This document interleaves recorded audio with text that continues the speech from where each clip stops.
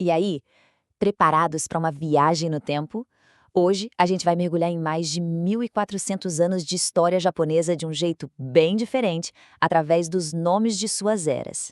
De batalhas épicas de samurais a longos períodos de paz e arte, cada era conta um pedaço da história que formou o Japão que a gente conhece. Bem, o coração de tudo isso é o Nengou. É mais do que um calendário. Pensem nele como o título de um capítulo na grande história do Japão. E o mais incrível é que isso não é só coisa de livro de história, não. Se alguém for tirar uma carteira de motorista no Japão hoje, ou ver um documento oficial, vai encontrar o ano marcado segundo a era atual. Isso faz a gente parar para pensar, né? Como uma nação mede a própria história? Enquanto a maior parte do mundo usa o calendário gregoriano, o Japão tem essa outra camada, esse sistema que corre em paralelo e que se reinicia de tempos em tempos. É um jeito muito particular de marcar o tempo, que dá uma pista sobre a alma da nação. Então, no nosso roteiro de hoje, a gente vai primeiro entender direitinho o que são os Nengou. Depois, vamos viajar lá para a origem de tudo, na época dos imperadores. Vamos ver a ascensão dos poderosos shoguns, explorar um longo período de unificação e isolamento e, finalmente, conectar tudo isso com o Japão de hoje em dia. Ok, vamos começar pelo básico do básico. Antes de pular de cabeça nos samurais e imperadores, vamos entender como essa matemática dos Nengou funciona na prática. É bem mais simples do que parece, prometo. Olha só esse exemplo. Para saber que ano é Showa 23, é fácil. A gente pega o ano em que a era Showa começou, 1926, tira 1, o que dá 1925, aí é só somar os 23 anos. E pronto, 1948. É um cálculo simples que deixa a gente navegar entre duas formas diferentes de ver o tempo passar. Agora que a gente já sabe o como, vamos descobrir o porquê. E para isso, a gente precisa voltar bastante no tempo, lá para as origens do Japão imperial, quando essa ideia de nomear eras se tornou uma baita declaração de poder e autoridade. A primeira era oficial mesmo. Taika, que significa grande mudança, começou lá em 645. O nome já dizia tudo, né? Mostrava a intenção do imperador. E esse foi só o começo de uma tradição que foi ganhando força nos períodos seguintes, como o Nara e o elegantíssimo período Heian, que foi a verdadeira era de ouro da cultura e da arte na corte imperial. Só que o poder da corte em Kyoto não ia durar para sempre. Uma nova força estava surgindo, crescendo longe da capital, a classe guerreira.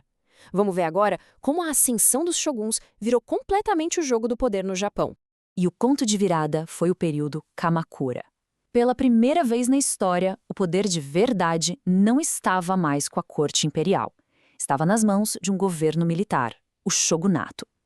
O imperador continuava lá, uma figura divina, mas quem mandava de fato, quem dava as ordens, eram os guerreiros. E olha, essa mudança de poder não foi nada pacífica. A prova disso é o chamado Período das Cortes do Norte e do Sul. Imagina só a situação. Por 56 anos, o Japão teve dois imperadores ao mesmo tempo. Um apoiado pela nobreza antiga e o outro pelos novos senhores da guerra. Foi uma crise de identidade nacional gigantesca. No fim, as cortes se reunificaram e aí começou o período Muromachi. Mas a paz durou pouco. Logo, o país mergulhou num dos seus capítulos mais famosos e sangrentos, o período Sengoku, a era dos estados combatentes. A autoridade central simplesmente desmoronou, e o Japão virou um grande campo de batalha, com senhores da guerra lutando por cada palmo de terra e poder. Mas como dizem, depois da tempestade vem a calmaria. Das cinzas do período Sengoku surgiram líderes visionários que conseguiram criar uma nova ordem. A próxima fase da nossa jornada é sobre essa tarefa difícil de unificar um país e o começo de um longo e notável período de paz e isolamento. O período Azuchi Momoyama pode ter sido curtinho, mas foi fundamental. Foi a era dos três grandes unificadores, que com muita estratégia e força bruta, finalmente colocaram um fim a um século de guerra. Eles prepararam o terreno para uma era de paz que o Japão nunca tinha visto antes. E essa paz durou, viu? E como durou? O período Edo se estendeu por quase 265 anos. Sob o comando dos shoguns Tokugawa, o Japão se fechou para o mundo. E foi nesse isolamento que uma cultura única e vibrante floresceu, dando origem à arte do ukiyo-e, ao teatro kabuki e à filosofia samurai do jeito que a gente imagina. Mas nenhum isolamento dura para sempre, né? Vamos agora para o capítulo final da nossa jornada. É quando o Japão é forçado a se abrir para o mundo, e essa mudança drástica não transformou só o país, mas o próprio sistema de eras que a gente está explorando. O momento decisivo foi a restauração Meiji, em 1868. O shogunato caiu e o poder voltou para as mãos do imperador. E para simbolizar essa nova era de modernização e estabilidade, adotaram uma regra bem simples: um reinado, uma era. A partir daí, o nome da era estaria ligado diretamente à vida do imperador, marcando um novo começo. E aqui estão elas, as 5 eras do Japão moderno. Cada uma é um capítulo bem diferente. Da modernização a todo vapor de Meiji, passando pela turbulenta era Showa, a mais longa da história, que viu de tudo, desde a expansão militar, passando pela Segunda Guerra, até um milagre econômico, até chegar na era atual, a Heiwa. E isso nos traz ao ponto principal. Os Nengou são muito mais do que simples datas. Cada nome é uma declaração de intenção, um desejo para o futuro. Heisei, por exemplo, significa alcançar a paz, um desejo profundo depois de um século XX tão conturbado. E Heiwa, a era atual, pode ser traduzida como bela harmonia, refletindo as esperanças do Japão para os tempos que virão.